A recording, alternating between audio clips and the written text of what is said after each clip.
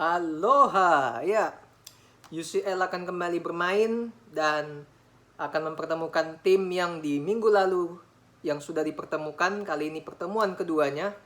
Ya, gue mau mulai dulu dari Barca dan Inter. Nah, Barca ini harus suka atau tidak suka, harus bisa menang di pertandingan lawan Inter di Camp Nou.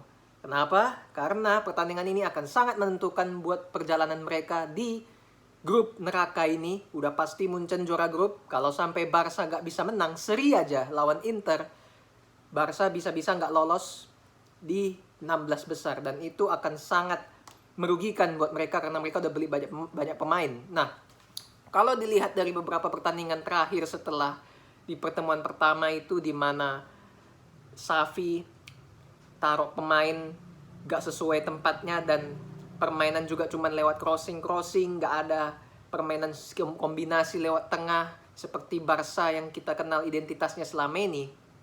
Dan di Liga pun kemarin juga mereka cuma menang 1-0 lawan Celta Vigo dan permainannya juga tidak meyakinkan.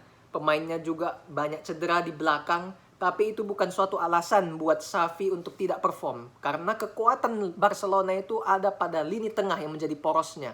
Lini tengah semua fit. Selain Busquets dan Pedri, ada Frenkie de Jong yang bisa bermain di situ, yang sudah bisa dimasukkan lagi ke line up. Tapi kenapa Frenkie de Jong tidak pernah dipercaya menjadi starter di bawah Xavi setelah dia memutuskan untuk bertahan di Barcelona? Itu yang menjadi tanda tanya. Kalau sampai Busquets yang main lagi atau Xavi yang main lagi nanti di tengah, ya Barcelona bakal kesulitan untuk memainkan sirkulasi bola cepat dan untuk main kombinasi lewat tengah. Ujung-ujungnya lewat crossing lewat sayap, lewat Rapinya dan Dembele yang memainkan skillnya. Dan itu bukan identitas Barca. Jadi hasil menang saja tidak cukup untuk Barca di pertandingan lawan Inter nanti. Mereka juga harus meyakinkan penggemarnya untuk bisa bermain sesuai dengan identitas mereka selama ini, yaitu kombinasi cepat dan sirkulasi yang cepat. Seperti itu, gak hanya serta-merta lewat crossing. Dan kalaupun lini belakangnya banyak yang cedera, kalau lu bisa cetak 5 gol, lu kebobolan 4, lu kan tetap menang pertandingan. Jadi gak ada alasan. Gue bilang Barcelona harus bisa menang di sini. Sementara buat Inter, mereka pun akan berpengaruh juga pertandingan ini. Mereka akhir-akhir ini sudah bisa menang di Italia dan juga di UCL menang di pertemuan pertama. Tapi yang menjadi PR mereka tetap kembali lagi, yaitu soal kreativitas untuk mencetak gol. Hanya Edin Dzeko di sana lewat bola atas yang bisa mencetak gol. Sementara Brozovic gak ada dan itu sangat berpengaruh buat lini tengahnya Inter.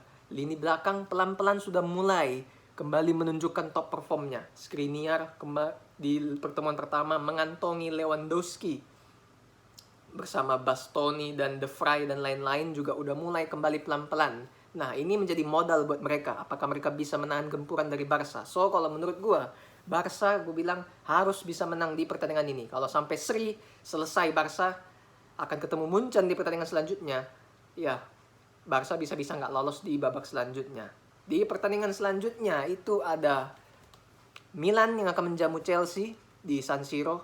Di pertemuan pertama kalah 3-0. Memang layak kalah dan permainan Milan selama ini jelas sangat tidak meyakinkan sama sekali. Tidak ada kreativitas, hanya mengandalkan Leao. Jangankan kreativitas, pegang bola aja susahnya minta ampun. Tapi untungnya mereka bisa menang lawan Juventus kemarin yang membuat kepercayaan diri mereka kembali meningkat. Ini sangat penting ketemu Chelsea. Tapi yang lebih penting lagi, Pioli kalau tidak punya suatu formula yang bagus untuk bisa menghadapi Potter dengan skemanya 4-3-3 dan 3 backnya yang sudah mulai berjalan pelan-pelan bagus, Milan mau main di kandang sekalipun akan susah mendominasi permainan. Gue bilang Chelsea masih akan mendominasi permainan karena Chelsea terus pelan-pelan sudah meroket bersama Graham Potter dan gue sangat mendukung hal positif tersebut. Gue berharap Graham Potter terus bisa mengembangkan potensi yang dimiliki supaya dia bisa menjadi pelatih timnas Inggris di masa yang akan datang. Karena gue fans timnas Inggris tidak percaya dengan Gareth Southgate yang sekarang. Nah, jadi Chelsea merotasi pemainnya dan lini depannya sekarang sudah bisa kembali cetak gol. Havertz, Auba, Sterling, dan lain-lain. Jadi menurut gue Chelsea pasti akan mendominasi permainan nanti. Dan gue bilang Chelsea bisa menang di pertandingan nanti di San Siro. Asalkan yang paling penting adalah pemainnya bisa efektif di depan. Jadi Sterling jangan egois, jangan maruk. Dia harus bisa lihat sikon lagi, dan finishingnya juga harus terukur. Lini depannya harus efektif. Kalau itu bisa dilakukan Chelsea bisa menang di Milan, gue jamin. Sementara buat Milan, walaupun mereka menang di lawan Juventus, tapi bukan menjadi jaminan bahwa mereka bisa mendominasi Chelsea, karena Liga Italia ada di sini, level persaingan Liga Inggris ada di sini. Jadi akan sangat timpang permainannya nanti, perwakilan Italia dengan perwakilan Inggris. Levelnya beda, bos. Jadi gue bilang Chelsea harusnya bisa menang. Soal skor gue nggak bisa prediksi karena gue bukan dukun. Gue yang pasti bisa membilang bahwasannya tim ini mendominasi, tim ini bakal kesusahan berdasarkan performa mereka yang mereka tunjukkan di pertandingan terakhirnya. Di pertandingan berikutnya itu ada Napoli lawan Ajax, yang luar biasa sekali. Napoli membantai Ajax di kandangnya sendiri 6-1 kemarin, dan di Liga juga masih terus menang-menang terus. Belum ada yang bisa menghentikan mereka. Padahal mereka udah jual Koulibaly, mereka udah jual beberapa pemain, tapi masih ada pemain yang bisa menggantikan Kim Min-jae di belakang. Pemain Korsel yang lumayan bisa memberikan dampak positif. Kvaratskhelia, pemain Georgia itu, memang secara skill dia punya dribble yang bagus, gocek-gocek yang bagus. Tapi sekarang menjadi pertanyaan konsistensi. Kalau misalnya Napoli pada pertandingan di suatu waktu dihadapkan pada situasi sulit, di situ dia susah buat perform. Jadi lawannya Ajax, main di Naples, harusnya Napoli bisa handle situasi ini. Mereka udah bisa bantai di Belanda waktu itu, harusnya nggak ada masalah sama sekali. Nggak usah bantai besar pun, skor normal 2-0, 3-0 pun harusnya bisa lah buat Napoli. Jadi Spalletti juga pelatih yang cerdas. Gua nggak melihat Ajax bisa membalas kekalahannya seperti itu. Kalaupun bisa, mungkin akan ada faktor luck atau faktor wasit di sana, kartu merah, penalti, dan segala macam, we don't know. Dan di satu pertandingan lagi itu ada Liverpool yang akan melawan Rangers. Di pertemuan pertama Liverpool menang 2-0, dan di Liga mereka baru kalah dari Arsenal 3-2. Dari permainan lawan Arsenal, Liverpool itu bisa cetak gol.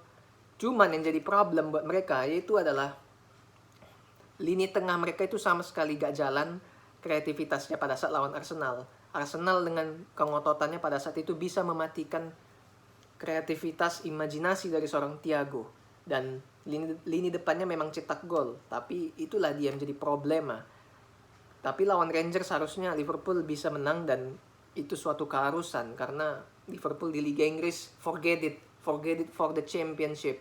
Lupakan untuk jadi juara. Masuk 4 besar aja dulu, itu yang paling penting buat mereka untuk bisa mendapatkan income dari kompetisi Eropa.